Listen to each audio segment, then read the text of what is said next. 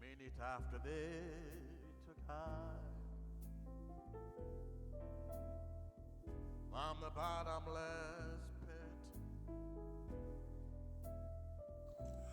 In this video, I want to discuss the real reason why black people refuse to support black business and why we find it hard to trust each other.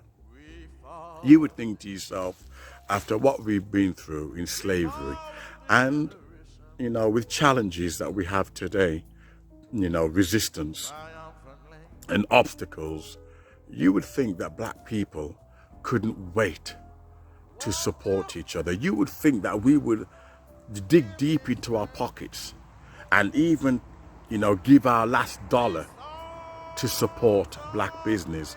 But we would rather support the KKK than we would black business.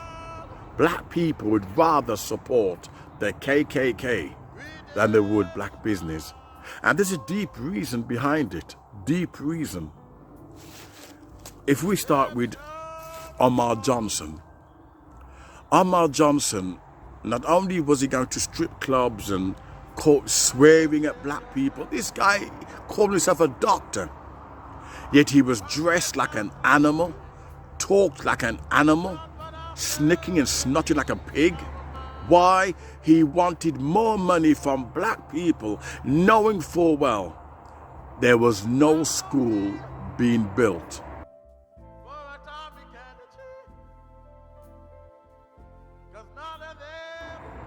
He threatened black people. He goes on YouTube offering to fight people. And this is a doctor.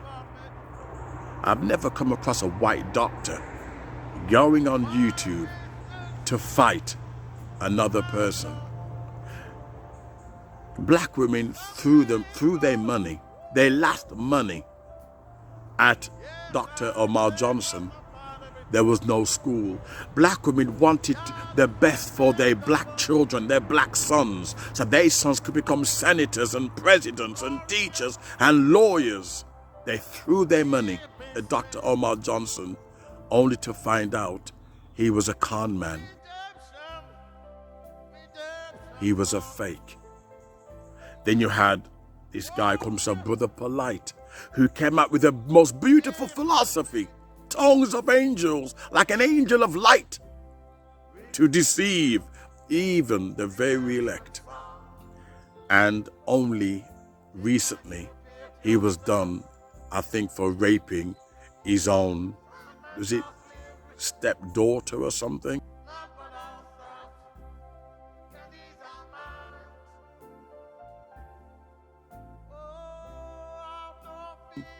Sexual offense. That he was good at black knowledge. He was good at it.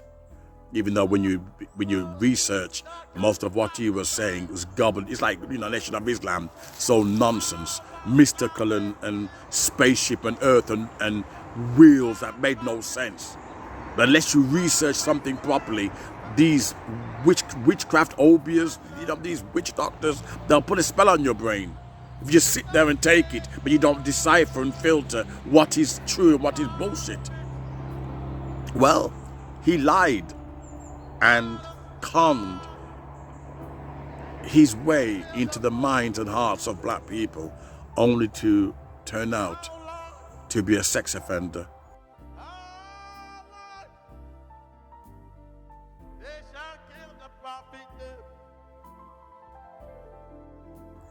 A rapist. Many black people were in shock. They couldn't take it. Those who we love and those who we support on a daily basis, they shock us, they disappoint us, they break our hearts. That we could put all our energy, resources, only to find out that they were con artists, crooks, thieves.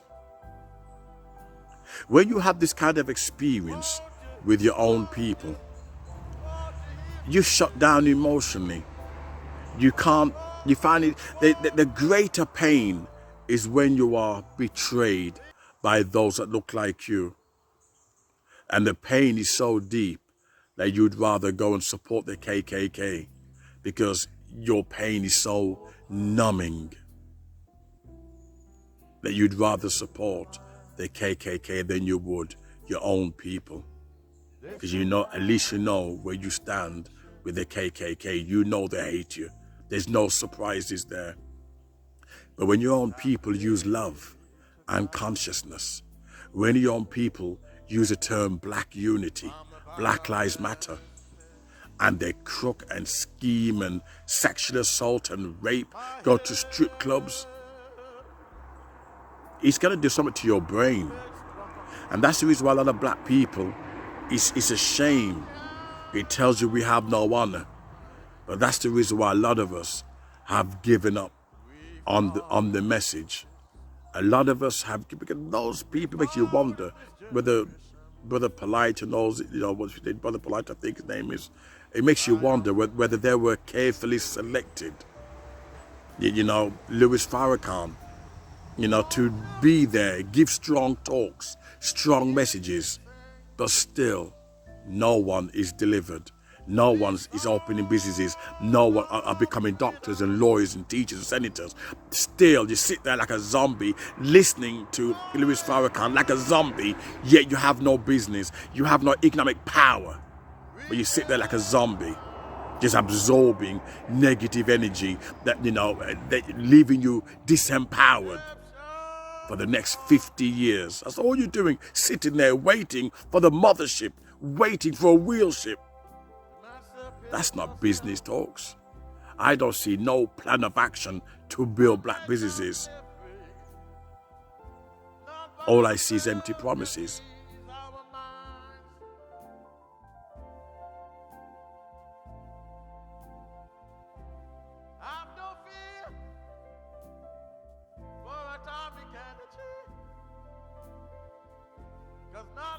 Broken promises. And that's the reason why a lot of black people, when we walk past each other, we get evil looks, etc. Because we've all put our hand in our pockets, thinking to ourselves that we could trust this person or that group. Same thing with the organization where I live, this black charity. And they were fighting amongst themselves because they wanted the money from the government. Fighting amongst themselves because they wanted the money from the government. And when they got the money, they refused to share it with the black community. Oh yes, where I live, the same problem. Black people getting money, you know, from the council and then putting that money in their own pockets, just like Dr. Umar Johnson. And you question, you can hit the hammer on the nail on the board for so long, but eventually it breaks. You can give your money to con artists, crooks, thieves, rapists, until you begin to wake up. Says, wait there, how am I bettering myself? Where is my life being better by listening to negative news, negative information, listen to hustlers and thieves and crooks and robbers? How is that affecting my life? How is that putting food on my table, paying my bills? And when you break it down, you begin to realize you're listening and following hustlers. Wake up before it's too late.